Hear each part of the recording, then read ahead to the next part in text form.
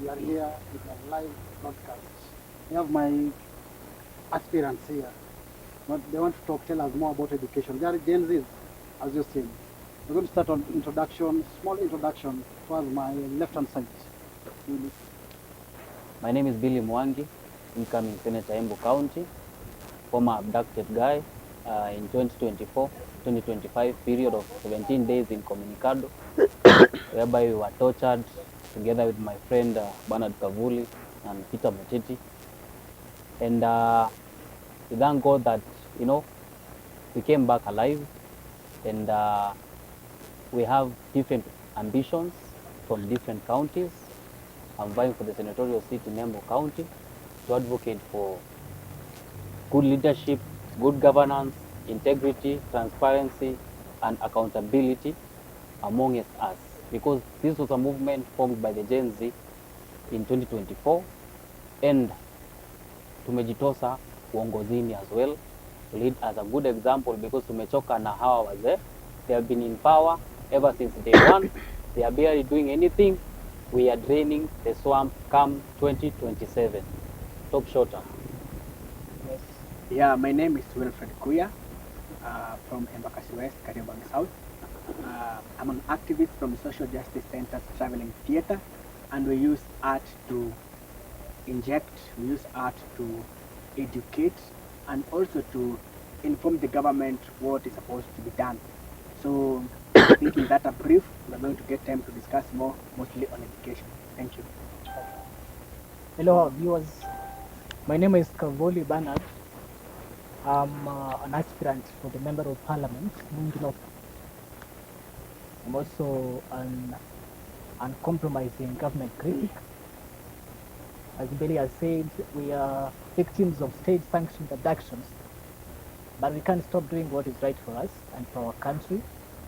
That's why we've decided to get into the political arena to correct the political madness that we've been witnessing in this country since independence.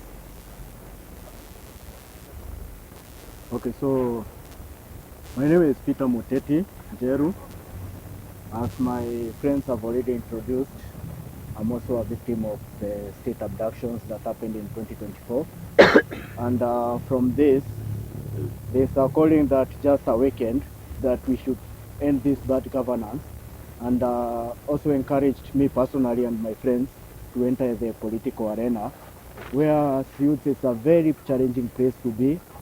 So many people don't want the youth to be there, but we are going to fight, and I'm very sure that in the next government it's going to be led by the Vijana, and we are going to bring change in this country, because as we've seen, these leaders, they are there just for their personal benefit. They are just there to protect their family wealth, they are there to create generational wealth, and then they leave the common mwananchi suffering. So here we are today as the young aspirants, and we are very sure with your support, guys, we are going to take over this seat na tutaleta a big change in this country. Yes, my name is Nelson Moemi Mulinga, an MP aspirant Kitui East, that is from Kitui County. And as my friend have just said, we are here to offer an alternative kind of leadership, because we believe it's time to do what our people deserve and what they love. We believe it's the time to do what is right and what is likable. And now we are here to offer an alternative going forward to do the right thing. The problem with the current regime is the people have no goodwill. They front their personal interest and they leave behind the people's interest. Okay. So I think we will talk more about the topic on the table. Thank you. Yeah, we are talking about the education issues and political issues, which most of the youth nowadays have come out to stand in this gap about politics. Why politics, Mr. B? Nice question, by the way.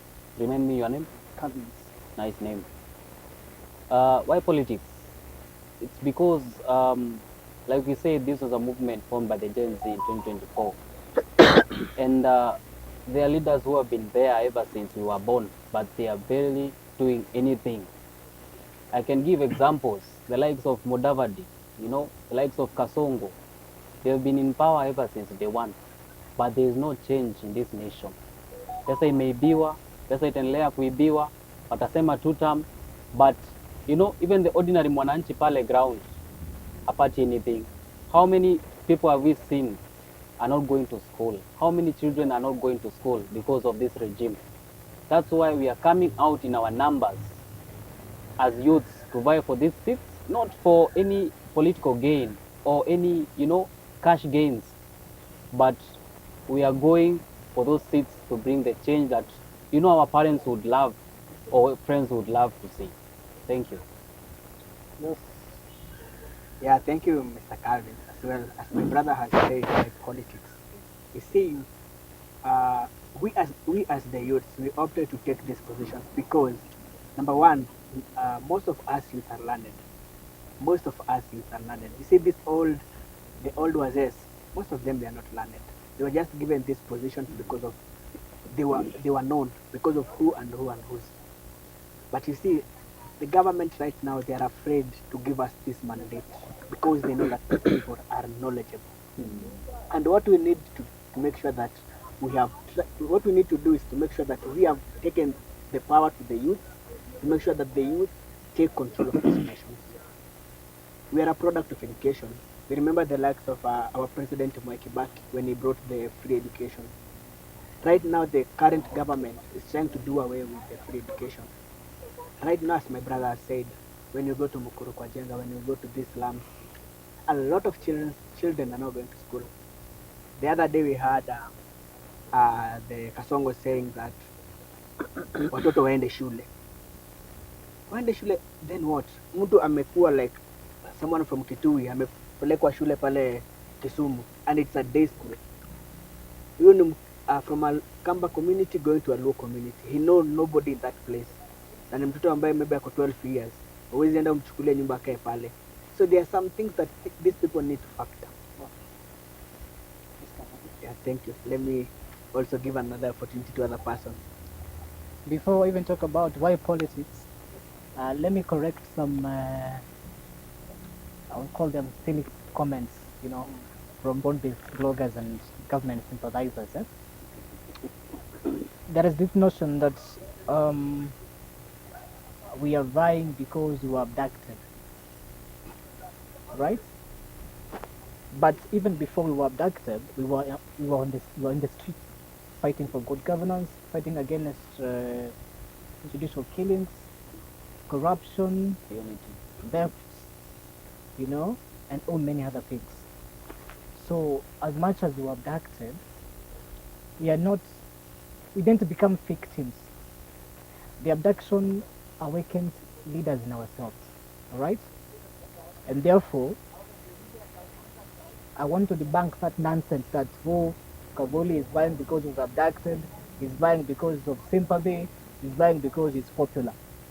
The reason we are vying for this particular seat are for the same reasons we went to the streets in 2024. We went to fight against corruption, bad governance, abductions, police brutality.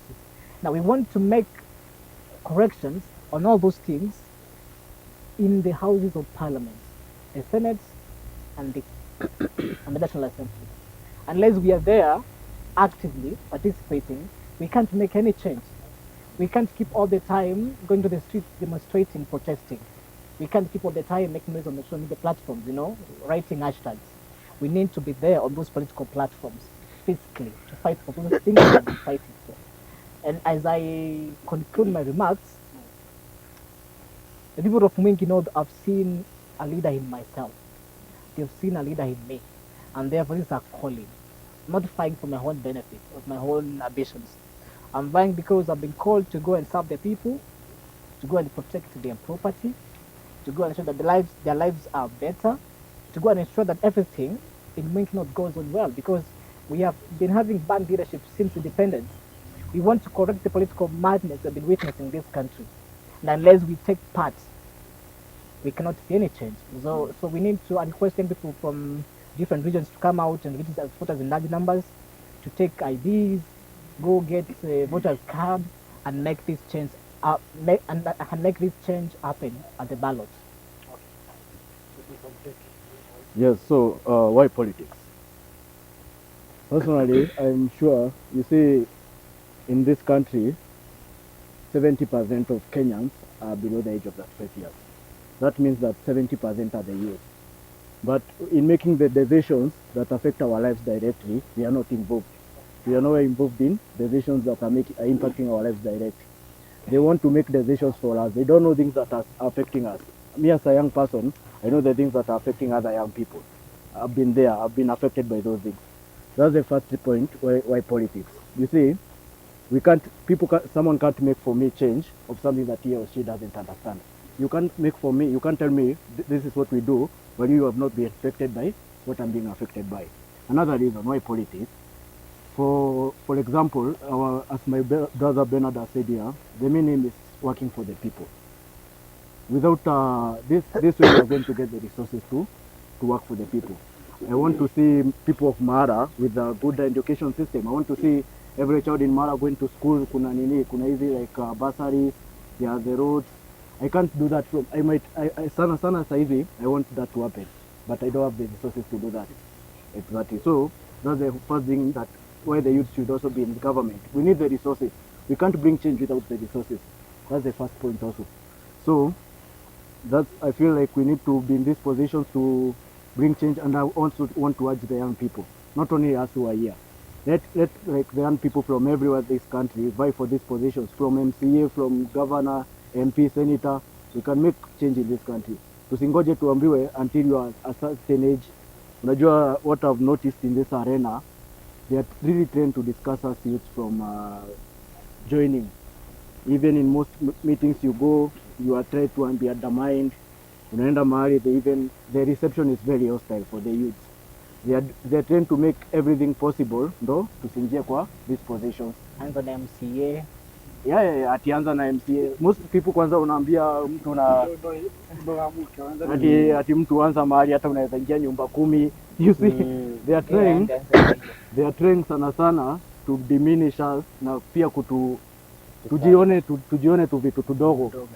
Wanajaribu sana kutufinyilia, tujione where you are a very small substance. No, we are not that small. If we were that small, hawangekuwa wanatuambia. Actually, they are using those languages juu wanatishika. So we should take this as our advantage. Yeah. Yes, thank you. Why politics? Bwana Kevin, siasa ni maisha na maisha ni siasa.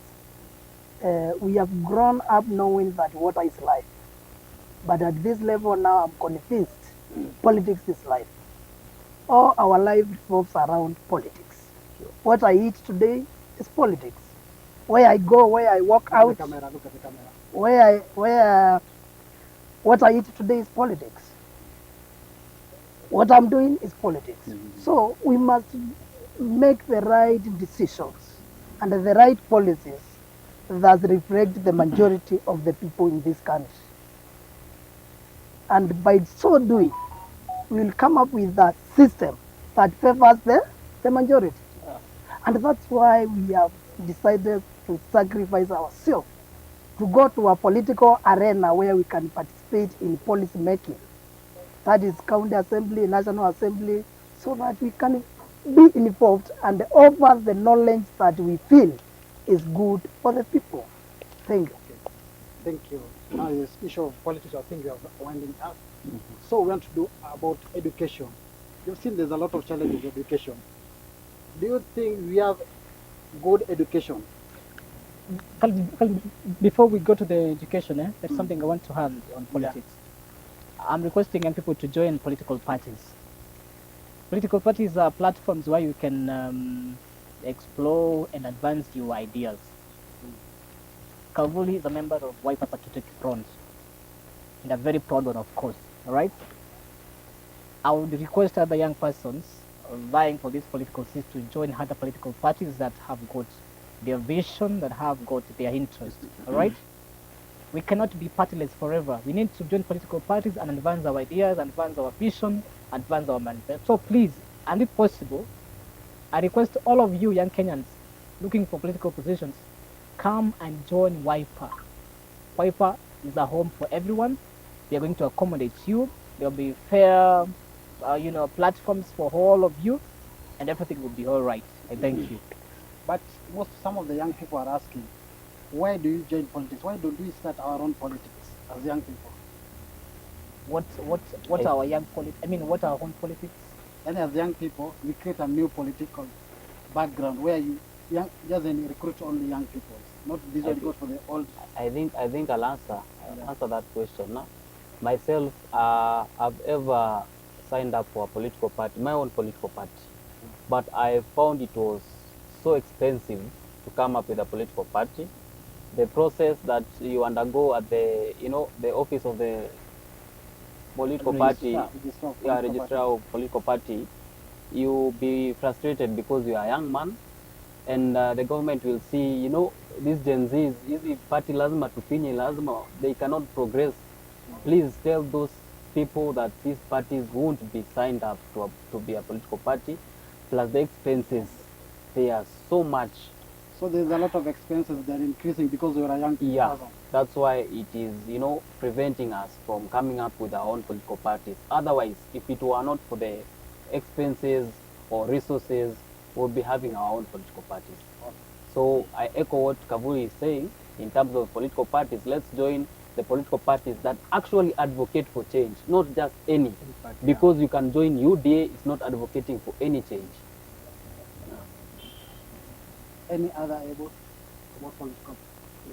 No, you're done. Okay, we're done with that one. Let's now go to education. Do you think we have a rampant education in this country? Mr. Bill? Starting from the education sector, I feel like, just like this guy told me, or he said earlier, I feel the education in this nation is quite weak, because we see from our national televisions that their kids bado hawajaenda shule. They are still in the streets. They are still looking for food instead of their own parents. Reason is no school fees. Reason is no uniform.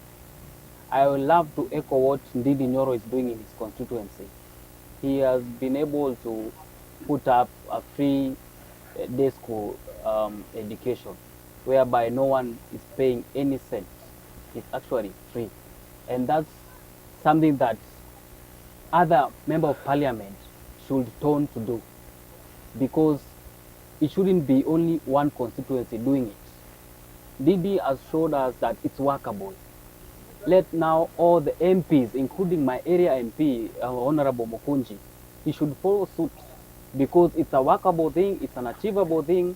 We should make day school education free, because there is no day that you can just wake up and put everything free. It needs to go step by step. Didi has started, let others follow. Okay. Yes, Commissioner. Thank you so much again for giving me this another chance to echo my first statement, because mostly I love education, and that's why when I talked about politics, I just entered myself to education. So, as I said, actually they brought one of the good systems called CBC, but now they're trying to, they're bringing the best system, but for only those people who have. I said the haves are the ones who are going to be educated in the near future. If they don't look for a way that they're going to make this education free, then the education is going to be for the people who have, for the rich, for those people, for the bourgeois who live in Karen, in Westlands. But those people who stay in Why do you Mathare, say the education is going to be for the rich only? yeah, and that's where we are heading to. Because right now, as I said earlier, when you go to Mathare, those slums, people are not going to school. And it's not that the parents, they don't want to take them to school. They are poor. Those, they are poor. Those people, even they are struggling to put food in the table. So how can you take a child to school and yet you haven't even given that child supper to eat, breakfast to take? Mr. Kavuli? Education under Kibaki was free. It was much accessible. Education under Uhuru Kenyatta was better. Unfortunately, under William Ruto, it is dead.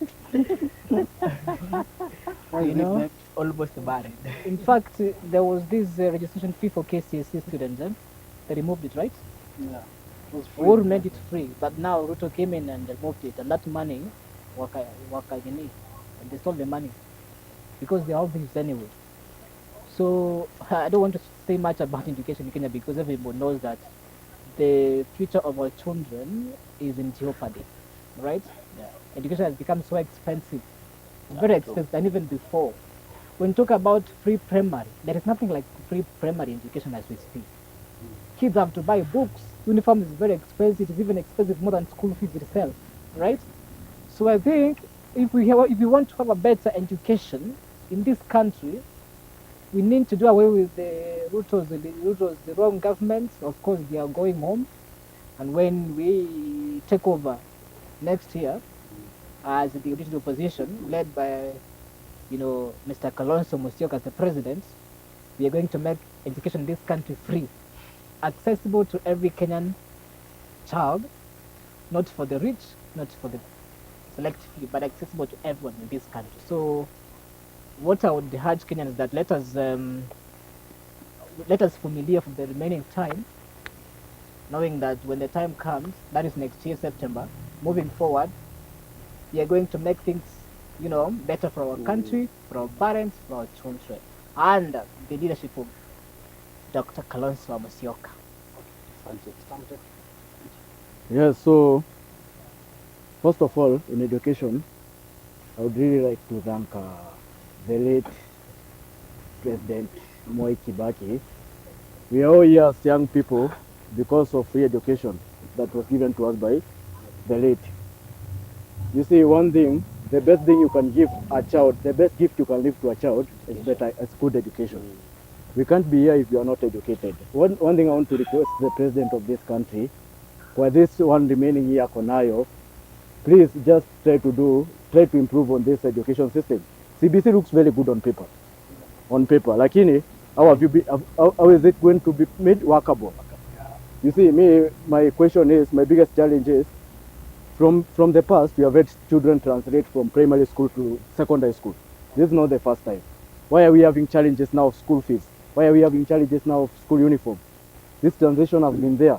Please, what I would request the president to do in this remaining 1 year. He can't do anything. Don't request him. No. He should. You see, we elected him to work. We should try. He should at least apart from remembering him with the bad things, let us even remember him with one good thing. Yeah. Killing of young people, maybe. Thank you. Education. One thing I would say is that education is the only thing we as the Kenyans, we should invest to power up our economy. And with the current system of CBC, my feeling is that it's a good system. It's a very good system, but the issue is implementation. It's like we were not ready for this system because we implemented it, but it has turned to be a burden to our parents. So what I would say is just we look on the structures so that we improve and reduce this burden to our parents so that it doesn't disadvantage the first people to experience this CBC. Okay, thank you. In 30 seconds, each one of you, and give me something, your summary point. Summary point from Billy Mwang incoming, Senator Embu County. I would like to advocate for every youth who's watching. You should vie for those seats. Let nobody tell you that seat is small. Let nobody tell you that you don't have money. Don't do politics of tokenism, because let's elect people as per their manifesto, not as per the money they are giving you. Another thing, remember ni one term. This guy needs to go immediately. Musinunuliwe, avoid being sellouts. If you have one straight head, if you are straight, remember that form ni one term. As I finalize, I would love to thank you for this podcast. It was phenomenal. We'd love you to call us again and again so that we can educate the youth who are watching the bad governance that is actually happening. Asante sana. Yeah, my parting shot is that the government needs to know that we know that the system is not working. And what we want from now henceforth, we need a new system, and a new system that is governed by the youth. We are the system. And we are the system. Thank you. We that are educated Thank you so much. Lastly, thank you so much for this podcast as well. We look forward to have more conversations to empower and talk to our youth. So I'm from Kariobangi South. Wale ambao wako pale, let's take votes. Tuchukue kura tuweze kuchagua uongozi ambao utafanya kazi na usilipwe. I have a book ambayo inasema ya kwamba you need to read, ambayo inasema ya kwamba how to eat campaign money and vote wisely. How to eat campaign money and vote wisely. Look for me. Thank you very much. Thank you. Thank you. Yes, Mr. Kabudi. Oh yes. This is my final Bana. remarks. First, I want to request Kenyans to ignore this fake propaganda being done by the government, body-based bloggers, that certain young people are vying because they were abducted. Thank you. Shame on you. Wakembo. Because it pains me to see someone saying that you're fine because you're abducted, yet you have Kenyans who are still missing. Some are even dead because of the abduction. Those are the things that we're going to fight against when we get there. And I can assure you, when we get there, the perpetrators of these heinous acts, criminal acts, will be brought to book. Thank you. A message from Member of Parliament from Mwingi North, 2027, Kavuli, is this: young people, let us turn out in large numbers, take IDs, register as voters, and vote during the voting day. Let's not stay at home. Let's not make noise on social media platforms without doing anything meaningful. All right? So when we do all that, William Ruto will be defeated by 6 a.m. 2027, and we'll go home to vote. I thank you. As we face the camera, tell us. Okay, first of all, thank you, Sana, for this platform. And then the other thing, I want to encourage my fellow youth. We are so many in this country. We are the only people who are, we are the only hope of this country. First, tuchukueni tu kura. That's the only safe revolution we have left. Correct. Tumeona ingine ya kwenda kwa streets, most of our brothers and sisters have been killed, which is not a good thing. Since we don't want to be a brand-based government, let's just become a good, let's just tuchukue kura kwa wingi. You see watu wanasema hadi tunaweza chukua kura wataiba, lakini they can't defeat the numbers. If we come out in many numbers, hawawezi to defeat. Yeah, asante. Yes, John. Thank you. Mine is short. It's a clarion call to all Kenyans to take politics very serious. Nisiseme politics ni za wanasiasa because politics affect all around our lives. So let's do it. Tuchukue kura and vote wisely. Let's vote for someone who represents our interests. Thank you. Okay, thank you sana. Nashukuru sana. Okay, asante. Muda yenu. Thank you for having us also. Yeah. We appreciate. Thank you, and as well, remember for me one time. One. Na system yao haifanyi kazi. One time siku zote. Asante sana.